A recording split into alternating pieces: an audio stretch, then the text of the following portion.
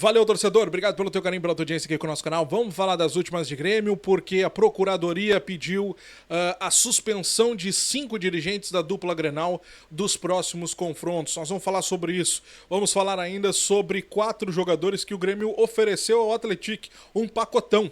Entre eles, Natan Pescador. Vamos falar sobre essa situação e ainda nós temos que comentar por aqui a busca do Grêmio por um zagueiro. O Quinteiros está pedindo. Será que a direção vai realmente ir atrás de uma contratação nessa próxima janela? Te inscreve, deixa o like, ativa o sininho, vem comigo que eu tô contigo, vamos falar das últimas de Grêmio. Eu quero começar conversando com vocês sobre a situação de Natan Pescador. Jogador que chegou aqui no início de 2023, nunca deu o resultado esperado, assinou um contrato de 3 anos com o Grêmio. Mesmo quando ele era a única opção, como aconteceu no ano passado, ele não conseguiu dar resultado. Ah, Diogo, mas ele até que foi bem dele, foi bem melhor do que ele mesmo, né? Naquele padrão Natan Pescador. Fato é que ele está entrando na reta final de contrato, termina agora em dezembro, e o Grêmio ainda faz movimentos para tentar abrir esse espaço na folha salarial. Afinal de contas, o Natan ganha quase 400 mil reais. Imagina. Então, o Grêmio faz esses movimentos, tá?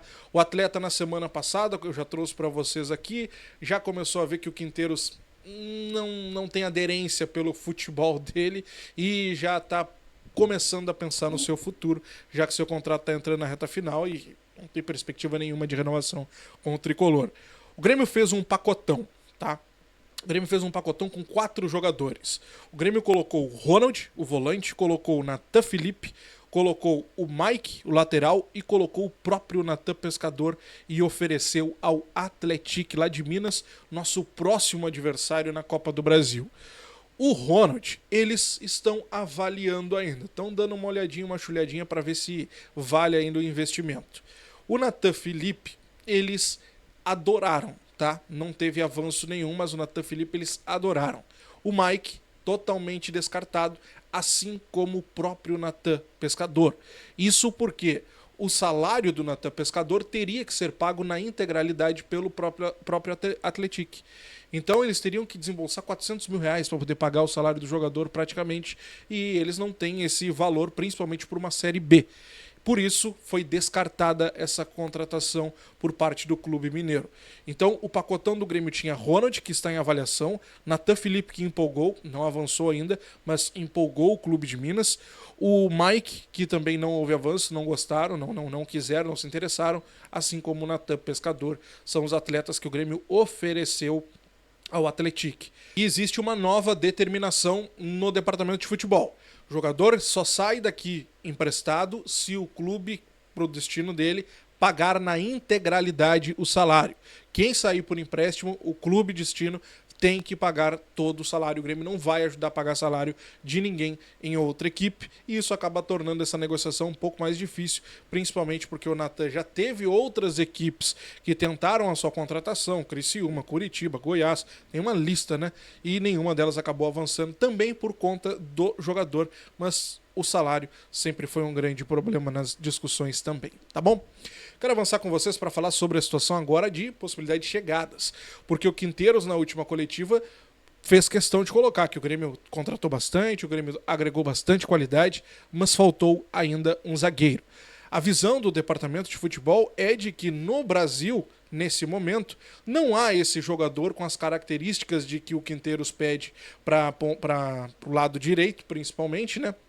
Para poder assumir essa titularidade. Lembrando que a janela que abre agora do dia 10 ao dia 11 de abril é uma janela que é só para atletas que estão atuando nos campeonatos estaduais.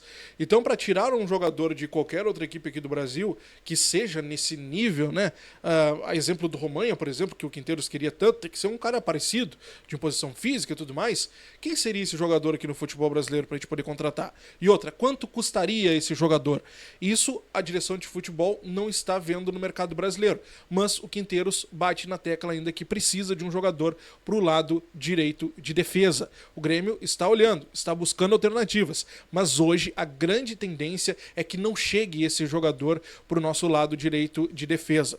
A gente pode colocar nessa discussão também o número de atletas. Se nós pegarmos hoje os nossos zagueiros, nós temos Kahneman e Rodrigo Eli que estão lesionados, o Gemerson para o próximo jogo está suspenso, Wagner Leonardo e Gustavo Martins são os nossos titulares, tendo Natan Natan Felipe e o Vieri no banco de reservas. Bom, se nós olharmos para o futuro, nós teríamos então o Kahneman, que vai demorar um pouquinho ainda a voltar, o Rodrigo Eli vai voltar? Beleza.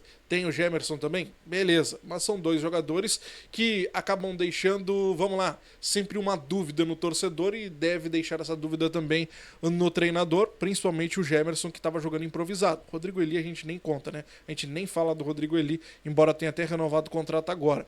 Mas o Natan Felipe, o Grêmio já está oferecendo. Se o Atlético, que gostou do Natan Felipe, avançar numa possibilidade de negociação, é um jogador que sai. No meio do ano, Gustavo Martins também deve sair porque está tendo ali sondagens de clubes da Europa. Como é que fica o número de zagueiros? Bom, isso lá no meio do ano, principalmente para o Gustavo Martins, a saída dele. Mas até chegar lá tem Copa do Brasil, Sul-Americano e Brasileirão. O número de zagueiros dá certo? Vamos lá, tirando o Kahneman então. Rodrigo Eli, Gemerson, Wagner Leonardo, Gustavo Martins e Vieri. Seriam 5 jogadores. 5 jogadores. Isso contando com a possibilidade do Natan Felipe sair. Seria o suficiente? Vamos esperar, vamos ver. Mas essa conta precisa ser colocada na ponta da caneta. Quero avançar com vocês para falar sobre a negociação, mas essa é uma negociação que até ela até surpreendeu. A Tati Montovani, que é jornalista lá da TNT Esportes, gremista inclusive, ela trouxe mais cedo que o Grêmio está conversando com o Bright White já sobre a renovação de vínculo. Pois é, ele tem contrato com o Tricolor até o final de 2026, mas eles já conversam sobre renovação. O Bright White quer um contrato até o final de 2027, assim como o Grêmio.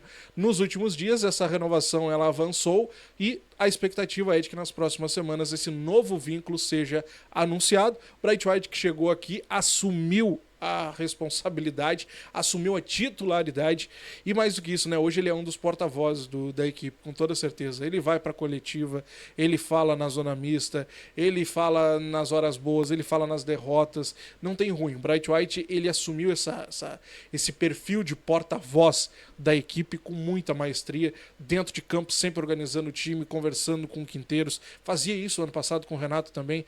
É um jogador assim, ó, diferenciado.